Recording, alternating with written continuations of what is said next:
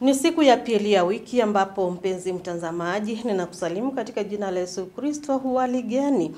Ni matumaini yangu ya kwamba hali yako ni nzuri tu na unaendelea na kuhisi tu baraka za Mwenyezi Mungu zikiendelea na kufanya kazi ndani ya maisha yako. Hivyo basi ninakukaribisha katika kipindi cha Manyunyu ya Baraka, tuzidi na kubarikiwa pamoja na mtumishi wa Mwenyezi Mungu ambaye ni Pastor Benjamin Ziwa kutoka kanisa la ABC Chanda Event Pastor Machakos Sub-Headquarters. Nikitumai kwamba utaweza na kubarikiwa vilivyo kupitia hiki kipindi cha Manyunyu ya Baraka. Karibu tuendelee na kuinuliwa kiroho pamoja. Ndugu mtazamaji wa Udugu TV, asubuhi ya leo ninakusalimu katika jina la Yesu Kristo. Ujambo. Bwana asifiwe. Ni matumaini yangu ya kwamba Mungu amekuamsha ukiwa vyema, ukiwa na nguvu na umeshuhudia baraka zake Mwenyezi Mungu. Kwa hivyo asubuhi ya leo ninakukaribisha ili kwa pamoja tukaweze kupokea baraka zake Mwenyezi Mungu kupitia kwa neno la Mungu. Basi na tuombe. Baba, katika jina la Yesu Kristo, Mungu wetu uliotegemeo na kimbilio letu, tunakushukuru, tunakuinua na tunakuhimidi asubuhi ya leo. Baba wetu na Mungu wetu uliyejaa upendo, Mungu wetu, tunakushukuru kwa ajili ya upendo wako.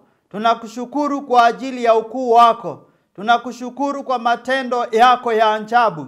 Asante Mungu kwa ajili ya kututia nguvu. Asante Mungu kwa ajili ya kutuwezesha kuona siku ya leo.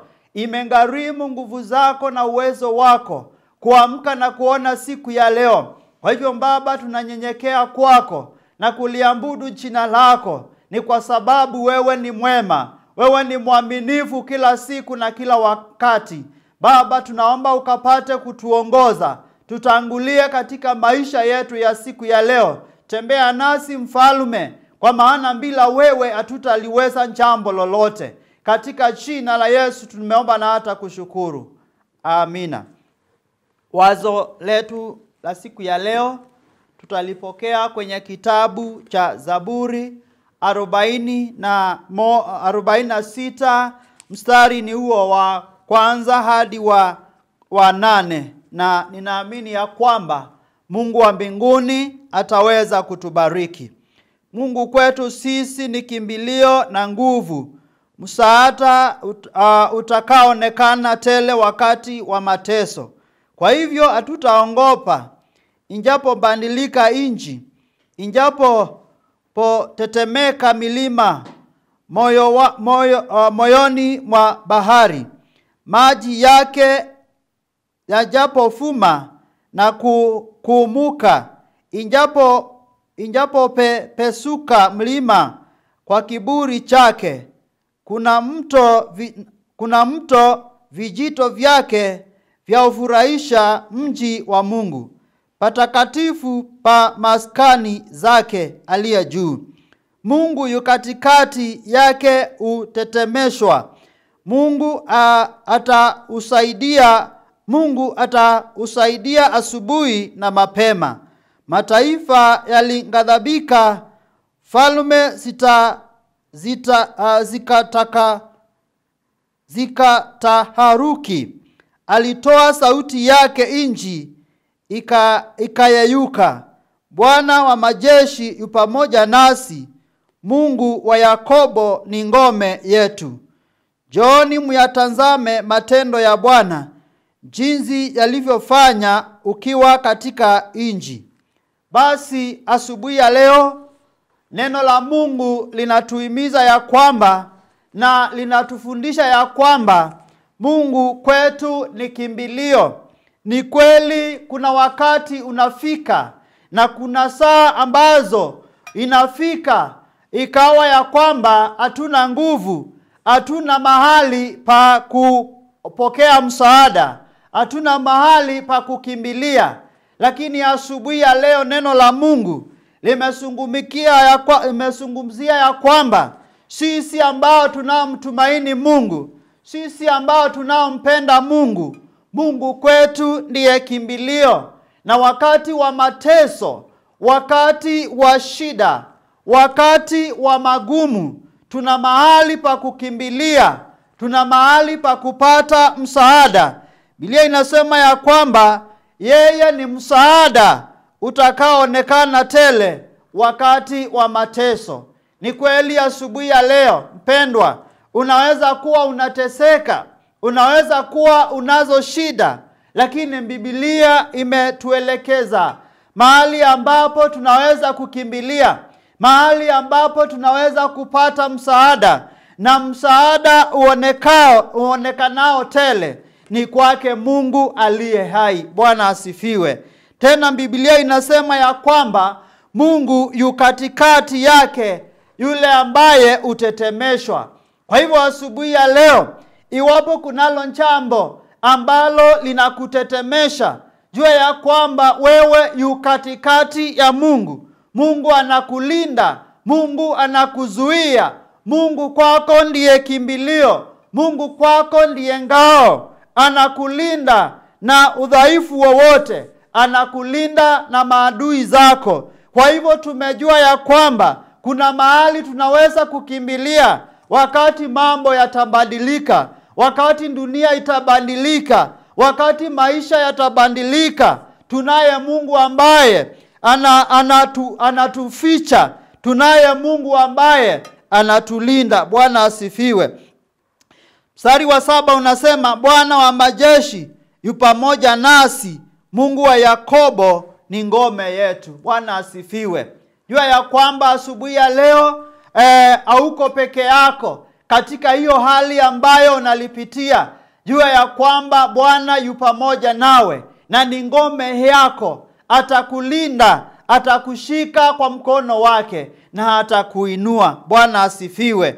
Bwana yu pamoja nasi, Mungu wa Yakobo ndiye ngome yetu. Kwa hivyo asubuhi ya leo tujue ya kwamba Mungu wa Yakobo ndiye ngome yetu, na tukikimbilia kwake tutaweza kupona. Ukikimbilia kwake utaweza kushinda hilo jambo ambalo limekushinda asubuhi ya leo. Kimbilia kwake Mungu na utaweza kupata na kupokea msaada kwake Mungu wa Israeli. Bwana atubariki, Bwana abariki neno lake.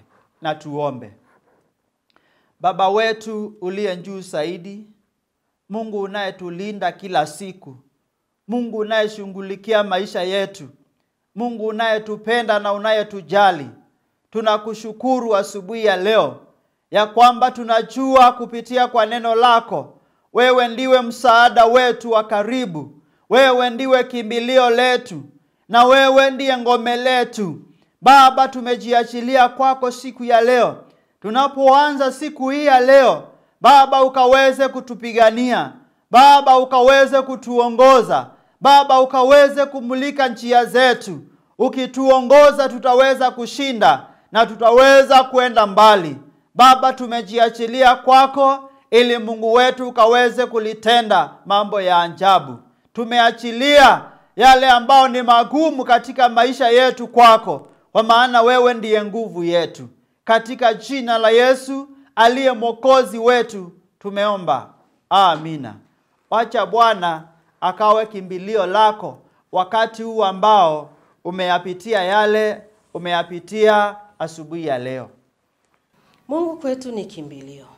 Hakika ni kimbilio. Wakati ambapo tumeweza na kupatana na changamoto na mateso na majaribu, hakika Mungu ndiye tu kimbilio kwetu. Hatuna mwingine wa kuweza kumkimbilia. Hapa ni kusema kwamba kama wewe wakati mwingine tumaini lako ni kama unaiweka kwa binadamu, tuwe pale. Maana tukimweka Mwenyezi Mungu kuwa kimbilio kwetu, ataweza kutusaidia. Ataweza kusaidia ama hata kutubariki, yani na hekima ili ambayo itaweza na kutusaidia vile ambavyo tutaweza na kupambana na zile changamoto, vile ambavyo tutaweza na kupambana na yale majaribu, ili akaweze pia na kutusaidia kutoka pale. na tutatoka pale katika hayo majaribu tukiwa washindi. Wakati ambapo tumeweza na kumweka Mwenyezi Mungu kuwa kimbilio. Mkimbilie tu yeye peke yake. Usije ukamkimbilia binadamu, maana binadamu huchoka wakati wowote ule, lakini Mungu mwenyewe hawezi akachoka. Ni kwa sababu yako wewe mpendwa. Kimbilia huyo. Acha kuweka matumaini yako kwa binadamu ama kukimbia kwa mganga na kusema kwamba huyo ataweza na kunisaidia. Hapana. Ukiweka kimbilio lako kwa huyo ambaye unaona kwamba ni kama anaweza kukusaidia wakati wowote ule, anaweza akachoka, anaweza akakuachilia, lakini Mwenyezi Mungu hawezi akakuachilia. Tuendelee na kumweka Mwenyezi Mungu kwa kimbilio kwetu. Ninakutakia wakati mwema, siku njema. Mwenyezi Mungu atembee pamoja nawe na neema yake ikutoshe. Shalom.